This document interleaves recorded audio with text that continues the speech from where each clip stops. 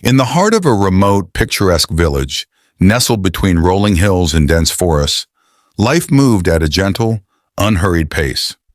The villagers, humble and content, lived in harmony with the land, cultivating their fields and tending to their livestock. This tranquil village, with its cobblestone paths and thatched-roof cottages, seemed untouched by the passage of time. Among the inhabitants of this idyllic place was Naima, an ancient and mystical snake. Naima was no ordinary serpent. She belonged to a lineage of shapeshifters, gifted with the ability to transform into human form. This rare power, passed down through generations, allowed Naima and her family to coexist with nature, protecting their home from any who might seek to harm it. Naima's family included her beloved husband and their numerous offspring. They lived deep within the forest, in a hidden sanctuary known only to them. This forest was a realm of magic and wonder, where towering trees whispered ancient secrets, and the air was thick with the scent of wildflowers. The animals of the forest, from the smallest insects to the grandest deer, revered Naima and her kin, recognizing their guardianship of the sacred land. For centuries, the village and the forest had coexisted in a delicate balance.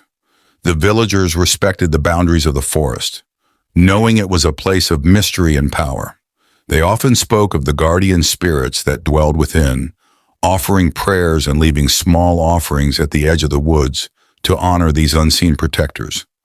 However, the peaceful existence of the village and the forest was about to be threatened by the ambitions of a newly crowned king. This king, young and eager to make his mark, had recently returned from the city where he had been educated. He was full of grand ideas and modern visions, eager to transform his village into a beacon of progress and prosperity. The king's name was Emeka, and his return was met with both excitement and trepidation. The villagers had heard tales of the wonders of the city, its towering buildings, bustling markets, and technological marvels. Yet they also feared the changes that might come with these advancements, worried that their simple way of life could be upended. King Emeka'S ambition knew no bounds. He dreamed of building a grand factory that would bring jobs and wealth to his people. He envisioned a village that was no longer isolated, but connected to the wider world, a hub of activity and industry. His enthusiasm was infectious, and many villagers were swept up in his vision, eager to see what the future might hold. However, in his fervor, King Emeka made a fateful decision. The site chosen for the new factory was none other than the heart of the ancient forest. To him it seemed the perfect location, spacious, secluded, and rich with natural resources. He saw the forest as an untapped asset, ready to be harnessed for the greater good of his people.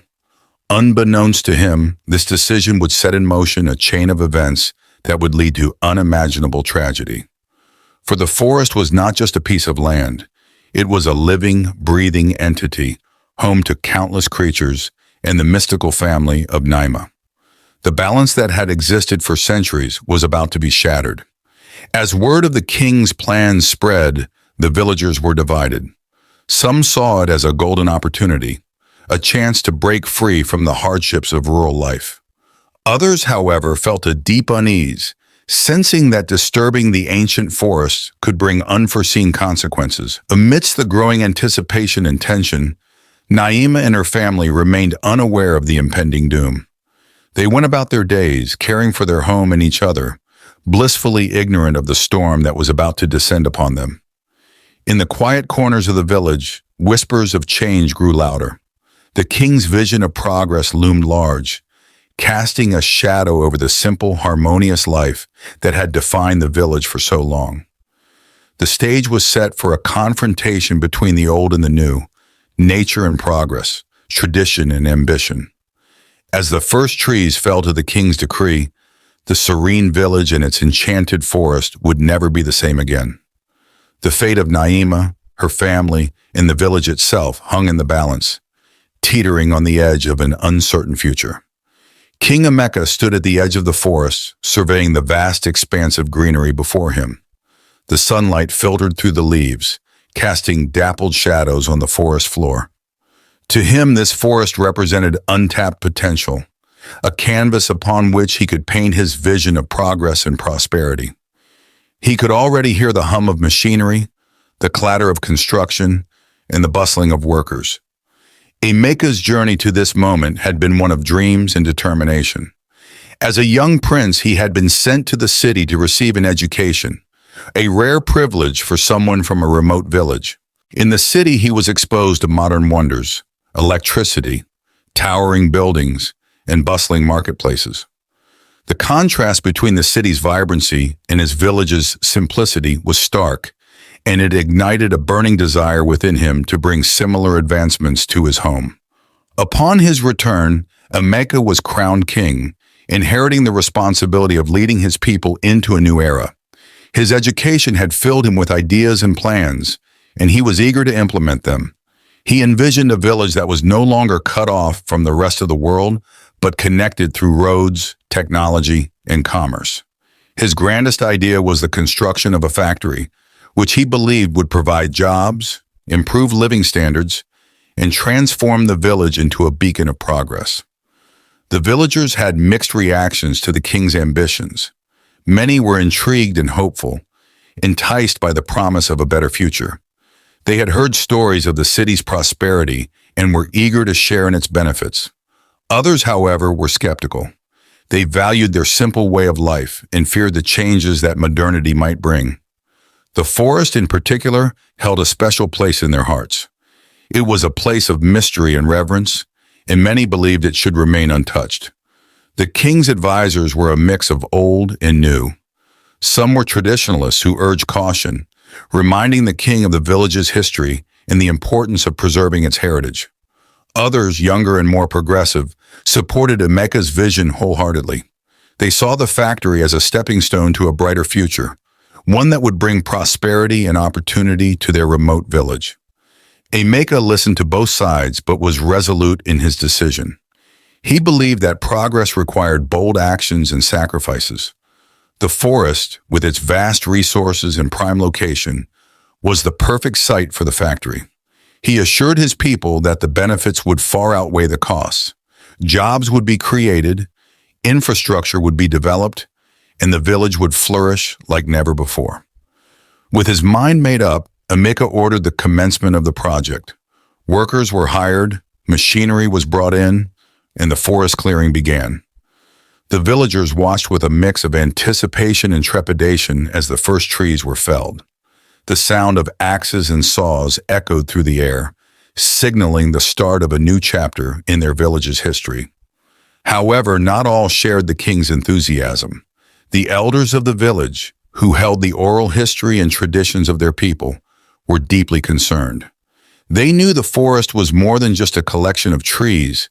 It was a living entity, home to countless creatures and ancient spirits. Disturbing it could have unforeseen consequences, they warned, but their voices were drowned out by the clamor of progress. Unbeknownst to King Emeka and the villagers, the clearing of the forest had deeper ramifications than they could imagine. In the heart of the forest, hidden from human eyes, Naima and her family sensed the disturbance. The ground trembled with the vibrations of machinery, and the air was thick with the scent of cut wood and burning brush. The once serene sanctuary was now a place of chaos and destruction. Naima's husband, a wise and cautious snake, sensed the danger first. He urged his family to retreat further into the forest, away from the encroaching humans. But the destruction was swift and relentless. Trees that had stood for centuries were brought down in a matter of hours, and the underbrush was set ablaze to clear the land. In the ensuing chaos, Naima's family, including her beloved husband and their offspring, were caught in the destruction. Naima herself was away when the devastation struck. She had ventured deeper into the forest in search of food, leaving her family behind. When she returned, she was met with a scene of utter desolation. The once vibrant and harmonious forest was reduced to a smoldering wasteland. The air was thick with smoke and the ground was littered with the remains of ancient trees. Worst of all, her family was gone, their lives claimed by the senseless destruction. In the quiet hours before dawn, Naima stood at the edge of the desolate clearing that had once been her home. The ruins of her sanctuary, the lifeless bodies of her family, and the charred remains of ancient trees filled her vision. Her grief was immeasurable, a deep, abiding sorrow that threatened to consume her. Yet beneath the sorrow, a fierce and unrelenting rage simmered, growing stronger with each passing moment. Naima's mind raced with thoughts of vengeance. She had to make the king and his people feel the pain they had inflicted upon her in the forest. Her shape-shifting abilities, a gift that had been passed down through generations of her kind, would be her most potent weapon. She would use them to infiltrate the village, to gain the trust of the humans, and to strike when they least expected it. With a determined resolve, Naima began her transformation. Her serpentine form elongated and twisted, her scales giving way to smooth, flawless skin. Her eyes, once slitted and golden, softened into deep brown pools, capable of conveying warmth and kindness. She transformed into a beautiful woman, her hair cascading in dark waves around her shoulders, her movements graceful and alluring. As Naima made her way towards the village, she crafted a story for herself. She would be a healer, a traveler from a distant land who had come to offer her services to those in need. Her knowledge of herbs and natural remedies, gained from centuries of living in the forest, would lend credibility to her guise. She knew that the villagers, unaware of her true identity, would welcome her with open arms. Upon entering the village, Naima was greeted with curiosity and admiration. Her beauty and charm captivated the villagers, who quickly spread word of the new healer among them. Naima set up a small hut near the edge of the village, where she began treating the sick and injured, offering remedies that seemed almost magical in their effectiveness. Her reputation grew, and soon people from neighboring villages came seeking her aid. The villagers were grateful for Naima's presence, seeing her as a blessing during a time of change and uncertainty. They confided in her, sharing their fears and hopes for the future. Naima listened patiently, offering words of comfort and reassurance. All the while, she observed, learning about the village's dynamics, the relationships between its inhabitants, and most importantly, the inner workings of the royal household. King Emeka, intrigued by the tales of the new healer's beauty and skill, invited Naima to the palace. He was immediately struck by her presence, her calm demeanor, and the air of mystery that surrounded her. He welcomed her as an honored guest, eager to learn more about her and to benefit from her knowledge. Naima accepted the king's invitation with a sense of purpose. She knew that getting close to Emeka was crucial for her plan of vengeance. As she settled into the palace, she began to weave herself into the fabric of the royal household. She charmed the courtiers, gained the trust of the servants, and made herself indispensable to the queen and the king's children. Naima's beauty and kindness soon captivated the king himself. Emeka found solace in her presence, a respite from the growing tensions and responsibilities of his rule. He confided in her, seeking her counsel on matters of state and personal issues. Naima listened attentively, offering advice that seemed wise and compassionate, all the while hiding her true intentions. With each passing day, Naima's influence in the palace grew. She began to sow seeds of discord, subtly manipulating the relationships within the royal family. She whispered lies and half-truths, creating mistrust and suspicion between the king, the queen, and their children. The once harmonious household soon became fraught with tension and strife, the bonds of love and loyalty fraying under the weight of Naima's machinations. The queen, once a pillar of strength and support for the king, began to doubt his decisions. She questioned his judgment, particularly regarding the destruction of the forest and the construction of the factory. The king, already burdened by the enormity of his plans, found himself increasingly isolated, his authority eroded by the whispers of dissent. Naima's plan was unfolding perfectly. She reveled in the chaos she was creating, knowing that it was only the beginning. Her next move would be to strike at the heart of the village itself, to bring about a calamity that would weaken the king's rule and drive the villagers to despair. Using her knowledge of herbs and poisons, Naima concocted a deadly potion. She spread the poison discreetly, contaminating the village's water supply and food stores. It didn't take long for the effects to become apparent. People began to fall ill, their bodies racked with fever and pain. The sickness spread rapidly, and soon the entire village was gripped by a deadly plague.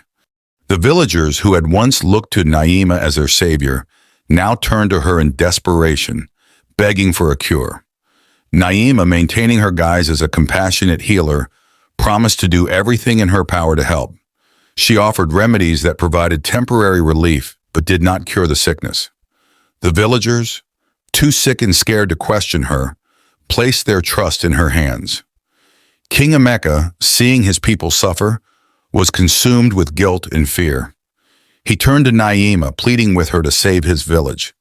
Naima, savoring the king's desperation, assured him that she was working tirelessly to find a cure. She continued to manipulate him, deepening his dependence on her and further eroding his authority. As the plague ravaged the village, fear and despair took hold. The once tight-knit community began to fracture, as people turned on each other in their desperation to survive. The king's grand vision of progress and prosperity lay in ruins, his dreams shattered by the very person he had welcomed into his palace. Naima, now firmly established in her guise as a healer, continued to gain the trust and admiration of the villagers. Her knowledge of herbs and remedies seemed almost supernatural, and her beauty captivated everyone who met her. The village, already in turmoil due to the king's ambitious plans, found a beacon of hope in Naima, unaware of her true intentions. Every day, Naima would attend to the sick and injured, her gentle touch and soothing words providing comfort. She would walk through the village, her presence a calming influence in the midst of chaos. Her reputation as a healer spread far and wide, drawing people from neighboring villages who came seeking her aid. Naima's plan was unfolding perfectly, and she savored the trust she was building, knowing it would soon turn to her advantage. King Emeka, enthralled by Naima's charm and impressed by her abilities, invited her to stay permanently in the royal palace. He saw in her not only a valuable ally, but also a symbol of the progress and enlightenment he hoped to bring to his people. Naima accepted the invitation, knowing it was the perfect opportunity to get closer to the king and further her plans for revenge. In the palace, Naima quickly became a favored guest. She charmed the courtiers with her grace and intelligence, and even the queen, initially wary of the new arrival, found herself drawn to Naima's warmth and compassion. Naima's influence within the palace grew steadily, and she used it to observe and manipulate the dynamics of the royal household. Naima's presence brought a sense of unease to the palace, though few could pinpoint the source. She began to sow seeds of discord subtly, planting doubts and suspicions in the minds of those around her. She whispered in the queen's ear, suggesting that the king's plans were reckless and endangering the village. To the king, she hinted at the queen's growing dissatisfaction and mistrust. The royal children, once a unified front, began to bicker and vie for their parents' attention, each believing the other was favored. As the royal family grew more divided, Naima focused on her next objective: to bring about a calamity that would further destabilize the village. She began to concoct a deadly potion, using her extensive knowledge of herbs and poisons. Naima spent her nights gathering rare ingredients from the remnants of the forest, blending them with meticulous care to create a brew that would unleash a plague upon the village. The villagers, still unaware of Naima's true nature, continued to trust her implicitly. When the first signs of illness appeared, they turned to her for help. Naima offered remedies that provided temporary relief but did not cure the sickness. She watched with a mixture of satisfaction and sorrow as the plague spread, knowing that her actions were necessary to avenge her family's death. The plague took hold swiftly, its effects devastating. People who had once been healthy and strong were reduced to shadows of their former selves, racked with fever and pain. The village, once bustling with life, became a place of fear and despair. The sick filled Naima's hut, their cries for help echoing through the night. King Emeka, desperate to save his people, sought Naima's counsel. He pleaded with her to find a cure, to use her extraordinary skills to end the suffering. Naima, maintaining her facade of compassion, promised to do everything in her power to help. She continued to provide temporary remedies, each time deepening the villagers' dependence on her. The king's once unshakable confidence began to erode. He saw his vision of progress crumbling before his eyes, his dreams of a prosperous future turning into a nightmare. The villagers, once supportive and loyal, began to question his leadership. Whispers of rebellion grew louder, and the king found himself increasingly isolated. Naima's plan was working. She had sown discord within the royal family, brought about a deadly plague, and undermined the king's authority. Yet she knew that her vengeance was not complete. The time was approaching for her to reveal her true identity to the king, to confront him with the full extent of his actions and the devastation he had caused. One evening, as the sun set over the village, casting long shadows across the landscape, Naima prepared for the final phase of her plan. She donned a cloak that shimmered with an otherworldly light, a symbol of her true nature. Her heart pounded with a mixture of anticipation and sorrow, knowing that the confrontation ahead would be both the culmination of her revenge and a painful reminder of her loss. Naima entered the royal palace, her steps echoing in the grand hallways. She made her way to the king's chambers, where Emeka sat, surrounded by the trappings of his failed ambitions. He looked up as she entered, his eyes filled with a mixture of hope and despair. "Naima," he said, his voice trembling, "have you found a cure?" Naima approached him slowly, her eyes fixed on his. "King Emeka," she began, her voice steady and calm, "I have come to reveal the truth." With a graceful motion, Naima removed her cloak, revealing her true form. The shimmering scales, the serpentine eyes, the aura of ancient power, all were laid bare before the king. Emeka recoiled in shock and fear, his mind struggling to comprehend what he was seeing. "I am Naima, guardian of the forest you have destroyed," she said, her voice filled with both sorrow and fury. "You have brought death and devastation to my home, to my family, and now you and your people shall face the consequences of your actions." Naima, still filled with anger and grief, transformed back into her human form and left the palace. As she walked away, her mind was full of thoughts of revenge. She had revealed her true self to the king, hoping to make him understand the pain and suffering he had caused. King Emeka, left alone in his chambers, was in shock. He had just seen Naima transform from a beautiful woman into a powerful snake. The king's heart pounded with fear and regret. He thought about the destruction of the forest and the death of Naima's family. For a moment, he felt deep sorrow and guilt. But soon his mind shifted. Emeka convinced himself that he had only wanted the best for his village. He had wanted to bring progress and jobs by building the factory. He believed he had used an empty piece of land that belonged to the village, so what wrong had he done? He shook off the feeling of guilt and decided he had to stop Naima's plans to harm the village. The king knew that Naima had gained the trust of all the villagers. They saw her as a kind healer who had helped them during their worst times. Even he had trusted her blindly until she revealed her true identity. Emeka realized he needed to act quickly to warn the villagers and protect them from Naima's intentions. He called his most trusted messenger and told him to spread the word throughout the village. The message was simple. Do not trust Naima, the healer. She is not who she seems. The messenger hurried off to deliver the message to every corner of the village. The villagers were confused and worried when they heard the king's warning. They didn't understand why the king was suddenly telling them not to trust Naima. She had been so kind and helpful, curing the sick and caring for the injured. Many villagers felt torn between their loyalty to the king and their trust in Naima. Emeka knew that just warning the villagers was not enough. He needed a plan to stop Naima once and for all. He decided to call for all the snake charmers from his village and the nearby villages. Snake charmers were people who had special skills to handle and capture snakes. When the snake charmers arrived, Emeka explained the situation to them.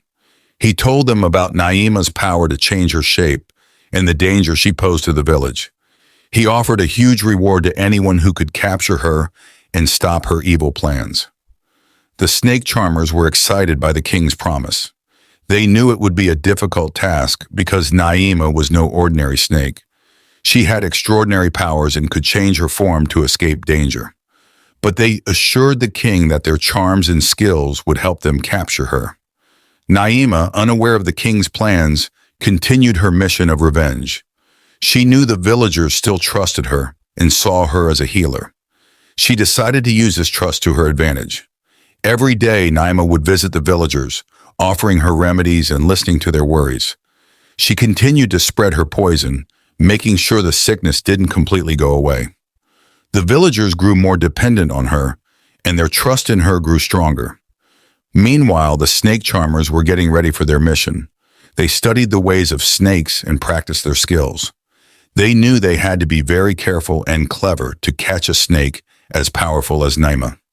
One evening, as the sun was setting, the snake charmers gathered outside the village. They whispered their final prayers and checked their charms and tools one last time. Then they set off into the village ready to find and capture Naima. The villagers, still confused by the king's warning, were going about their evening routines. Children played in the streets, and families gathered for dinner. Naima walked among them, her heart still full of anger and sorrow. As the night grew darker, the snake charmers moved silently through the village. They watched Naima closely, studying her every move. They knew they had to wait for the right moment to strike. Suddenly, Naima sensed something was wrong. Her instincts told her she was being watched. She looked around, her eyes narrowing as she scanned the shadows. The snake charmers held their breath, hoping she wouldn't see them. Naima decided to leave the village for a while and return to the forest. She needed to gather more herbs for her remedies. As she walked towards the edge of the village, the snake charmers followed her silently. Once they were deep in the forest, the snake charmers made their move. They surrounded Naima, their charms and tools ready. Naima, realizing she was trapped, transformed back into her snake form. She hissed angrily, her eyes glowing with fury. Naima, now in her snake form, was trapped in a fierce battle with the snake charmers. She was determined to defend herself and continue her mission of revenge against King Emeka. The charmers, with their tools and charms, tried their best to capture her. The forest was alive with the sounds of their struggle, the hiss of the snake, the shouts of the charmers, and the rustling of leaves as they moved. Among the snake charmers was a brave young man named Jara. Unlike the others, Jara refused to back down, no matter how dangerous the situation became. He believed in his skills and was determined to capture Naima. He lunged at her with his charm, hoping to subdue her. But Naima was too quick. She struck back with lightning speed, sinking her fangs into Jara's arm. Jara cried out in pain and fell to the ground, the venom spreading quickly through his body. The other snake charmers, seeing their friend in danger, had no choice but to stop the fight and attend to him. They knew that if they didn't act quickly, Jara could die. They gathered him up and hurried out of the forest to find help, leaving Naima behind. Naima, fuming with rage, watched them go. She felt a surge of triumph, but it was overshadowed by her growing anger towards the king. He had tried to capture her, and now she was more determined than ever to make him pay. She slithered deeper into the forest, planning her next move. Back in the village, the king was anxiously waiting for news from the snake charmers. He paced back and forth, worried about what had happened. Finally, one of the charmers arrived to report. The charmer, looking tired and defeated, told the king what had transpired in the forest. He explained how they had tried their best to capture Naima, but she had overpowered them and struck Jara when they didn't give up. The king was disappointed, but felt a pang of sympathy for Jara. He called for his best medicine man and sent him to attend to the injured charmer. The medicine man hurried to help, bringing all the necessary herbs and potions to treat the snake bite. Meanwhile, Naima continued with her plot. Despite the king's warnings, some villagers still trusted her blindly. They didn't believe that she was a danger and continued to seek her help. Naima used this to her advantage, spreading her poison and deepening the villagers' dependence on her. Naima continued to work her magic. Some villagers, who trusted her blindly, ignored the king's instructions and continued to seek her help. They didn't understand why the king was warning them against Naima, who had always been kind and helpful. Naima welcomed them with open arms, pretending to care for them as she continued to spread her poison. She knew that the more they depended on her, the more power she would have over the village. She listened to their worries and offered them remedies, deepening their trust in her. One evening, as the sun set over the village, a group of villagers gathered outside Naima's hut. They talked about their fears and concerns, wondering why the king was so against her. Naima, hearing their conversations, decided to use their confusion to her advantage. "My dear friends," she said, her voice soft and soothing, "I understand your worries. The king is trying to protect you, but he doesn't understand the true nature of my work. I am here to help you, and I will do everything in my power to make sure you are safe and healthy." The villagers nodded, comforted by her words. They believed that Naima was their true protector, and they vowed to stand by her, no matter what the king said. King Emeka was growing more and more desperate. He couldn't understand why some villagers still trusted Naima, despite his warnings. He spent sleepless nights worrying about the future of his village. He knew that if he didn't find a way to stop Naima, his people and his kingdom would continue to suffer. One morning, the king decided to visit Jara, the injured snake charmer. He wanted to see for himself how Jara was doing and to thank him for his bravery. When he arrived at Jara's home, he found the young man resting, his arm bandaged and his face pale. "Jara," the king said, sitting down beside him, "I am deeply sorry for what happened. You showed great courage, and I want you to know that I am grateful for your efforts." Jara smiled weakly. "Thank you, my king. I only wanted to help protect our village. But Naima is very powerful. We must find another way to stop her." The king nodded. "You are right, Jara. We must find a way. Rest now and regain your strength. We need brave men like you in these difficult times." As the king left Jara's home, he felt a renewed sense of determination. He knew that he had to act quickly and wisely. He couldn't let Naima continue to spread her poison and harm his people. A few days later, the king called another meeting with the snake charmers and the village elders. He knew that time was running out, and they needed to find a solution fast. The snake charmers, still shaken by their encounter with Naima, were hesitant. They knew that confronting her again would be dangerous, and they didn't want to risk their lives. "My king," one of the charmers said, "we have seen Naima's power firsthand. She is no ordinary snake. Confronting her again would mean risking our lives. We must find another way to deal with her." The elders nodded in agreement. They were at a loss, unsure of how to handle such a powerful adversary. As they discussed, a messenger arrived with urgent news. "My king," he said, "more livestock and villagers are falling weak. The sickness is spreading, and we are running out of time." The king's heart sank. He knew that they had to act quickly. He turned to the snake charmers and the elders, his voice firm. "We cannot wait any longer. We must find a solution, and we must find it now. Our people are suffering, and it is our duty to protect them." After much discussion, the king and his advisors came up with a plan. They decided to seek the help of an ancient wise woman who lived in a distant land. She was known for her powerful magic and deep understanding of the world. They hoped that she could help them find a way to stop Naima's anger and bring peace to the village. The king sent his fastest messenger to find the wise woman and bring her to the village. The villagers waited anxiously, hoping that the wise woman could help them solve their dilemma. They knew that the future of their village depended on finding a way to heal the wounds and restore the balance that had been lost. While the king and his advisors were working on their plan, Naima continued her plot. She knew that some villagers still trusted her and saw her as a healer. She used this to her advantage, spreading her poison and deepening the villagers' dependence on her. Naima walked through the village, her heart still full of anger and sorrow. She listened to the villagers' worries and offered them remedies, all the while plotting her next move. One day, Naima visited a family who had been particularly loyal to her. The mother, a kind woman named Mara, welcomed her into their home.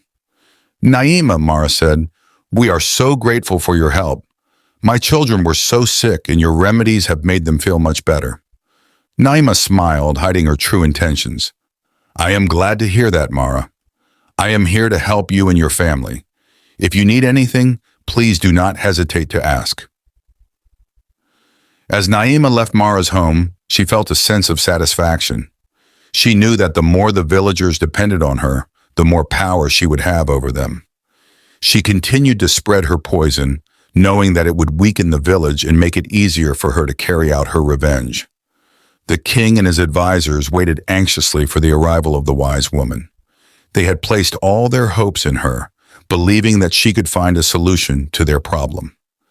When she finally arrived, the villagers gathered around, eager to hear what she had to say. She was an old, gentle woman with wise eyes that seemed to see into the hearts of everyone around her. The wise woman listened carefully as the king explained the situation. He told her about Naima's power, her anger, and the suffering of the village. The wise woman nodded thoughtfully, understanding the pain and suffering that had been caused on both sides. "I see," she said softly. "This is a situation that requires great care and understanding. I will do my best to help." The wise woman then went to the edge of the forest, where she began to make some incantations. She called out to Naima, inviting her to come forth. Naima, still filled with rage but curious about the wise woman, appeared in her human form. "Naima," the wise woman said gently, "I understand your plight. I know you have suffered a great loss, and for that, I am deeply sorry. On behalf of King Emeka and the entire village, I apologize." Naima's eyes blazed with anger. "An apology will not bring back my lost family," she hissed. "It will not satisfy my quest for vengeance. The king destroyed my home and killed my loved ones. He must pay for what he did." The wise woman nodded, her eyes full of sorrow.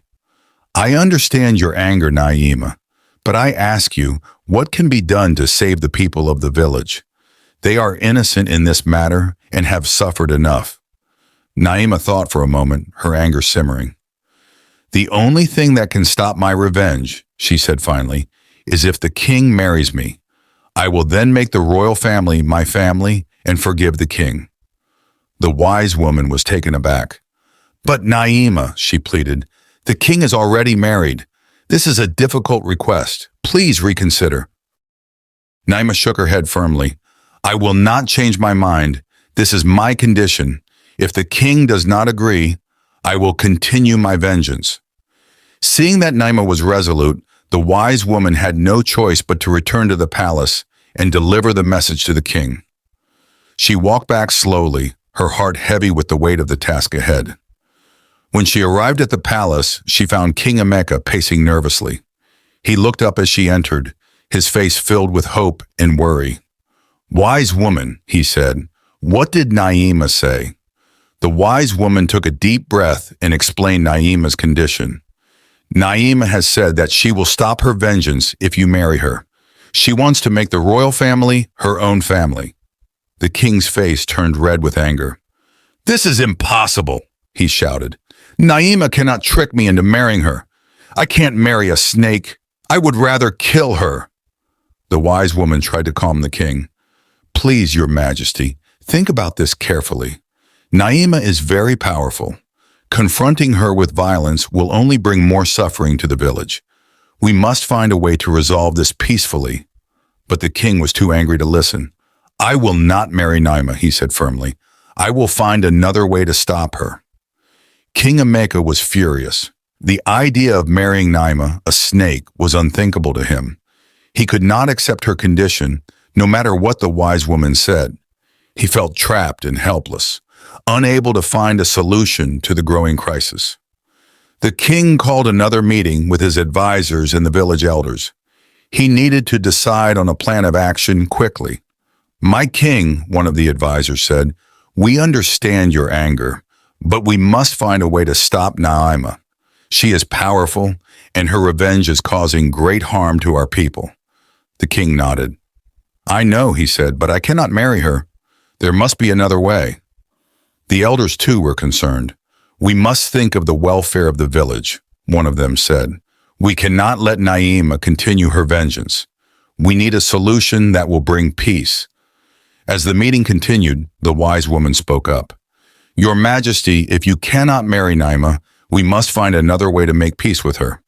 Perhaps there is something else that can be done to satisfy her." The king thought for a moment. "What if we offer her something valuable, something that shows our regret for what happened?" The wise woman nodded. "That might work, but we must be careful. Naima's anger is strong, and we need to find something that will truly make a difference."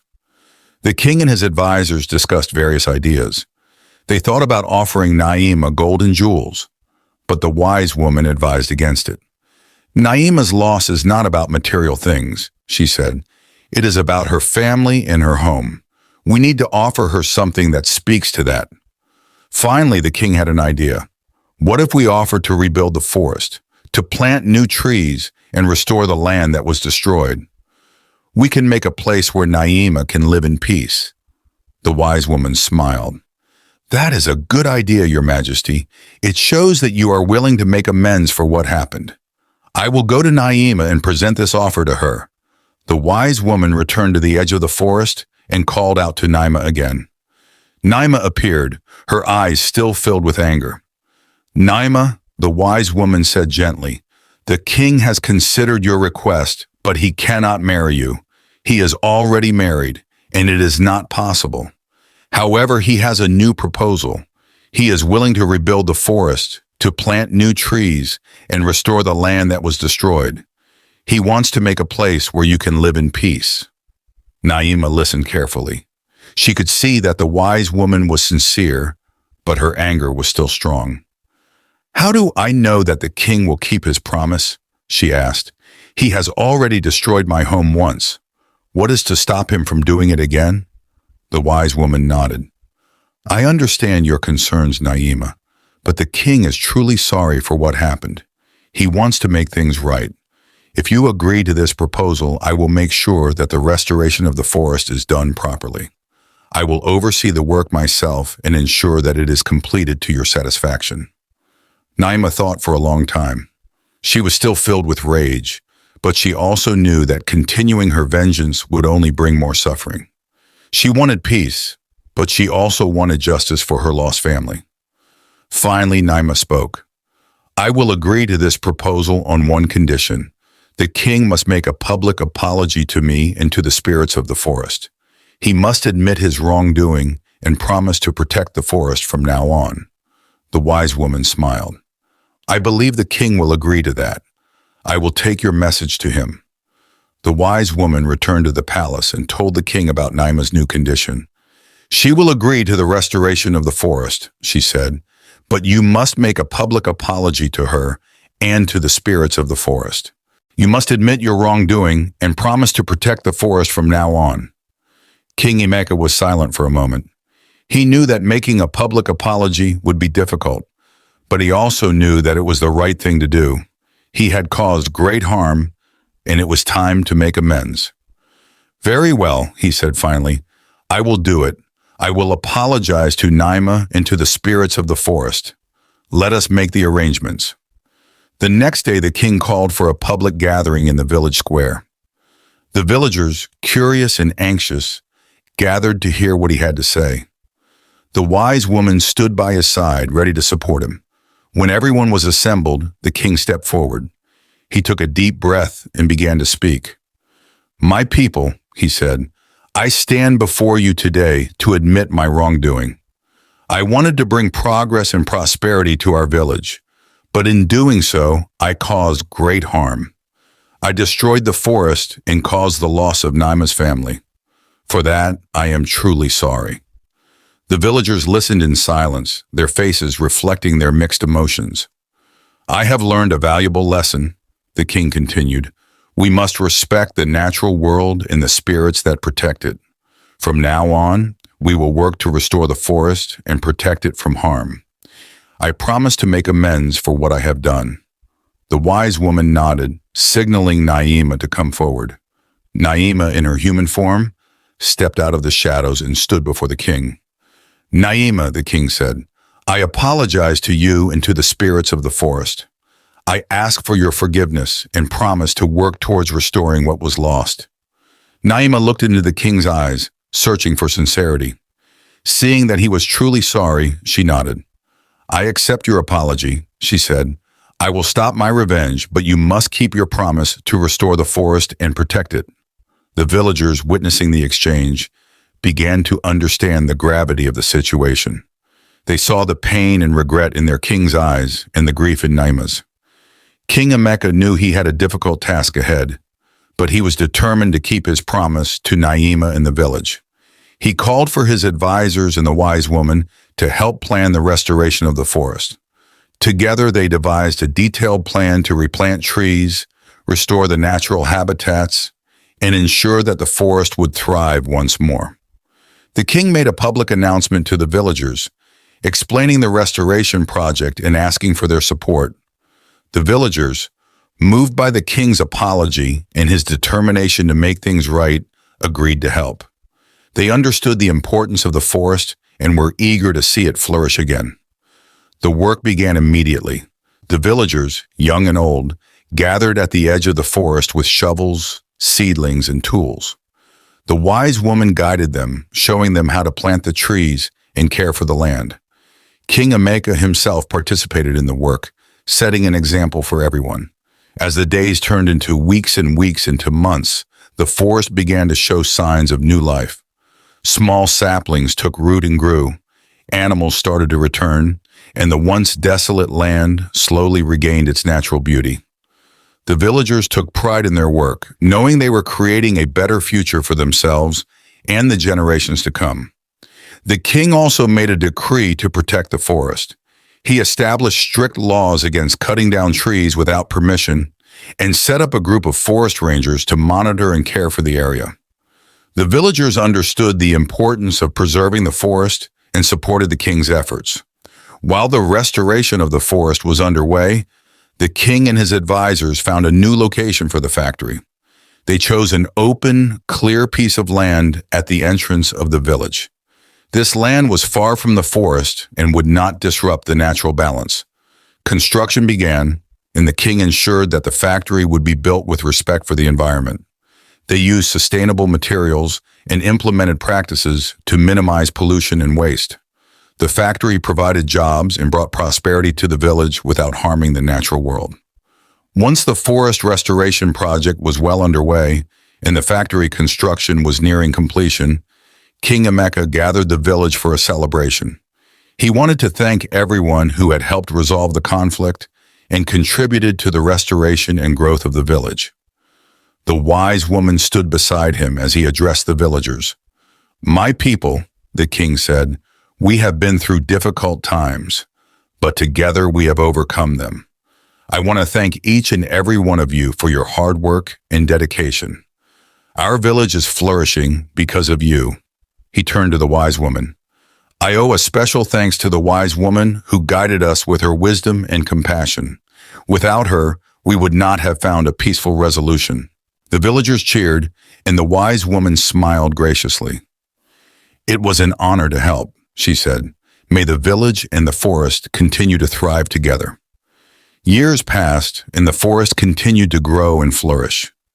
Naima watched with pride as the trees she had once called home returned to their former glory.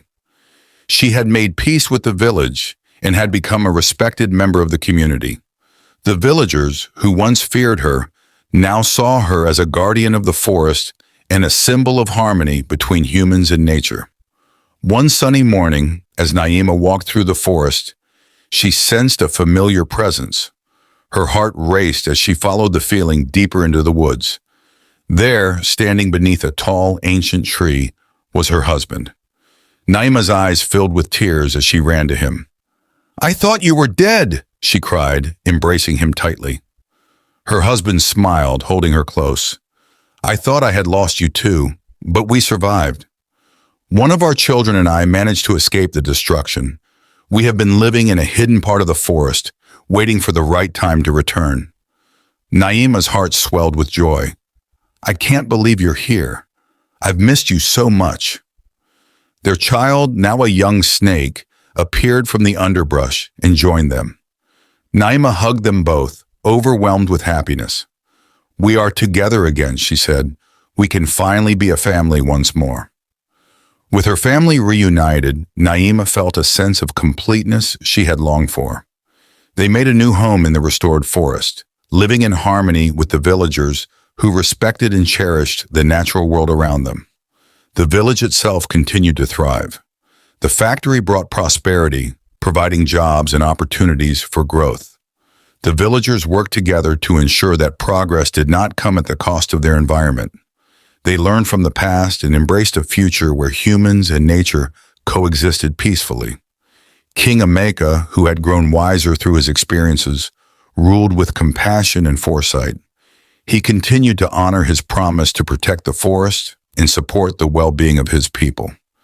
The village elders and advisors worked closely with him, ensuring that the balance between development and preservation was maintained. Naima, her husband, and their child lived happily in the forest. They watched as the trees grew tall and strong, providing shelter and food for countless creatures. The forest was alive with the sounds of birds, insects, and the rustling of leaves, a testament to the resilience of nature. The villagers often visited the forest, bringing offerings and spending time in its peaceful embrace. They had learned to respect and cherish the natural world, understanding that it was an essential part of their lives. The wise woman, who had played a crucial role in bringing peace, continued to offer her guidance and wisdom.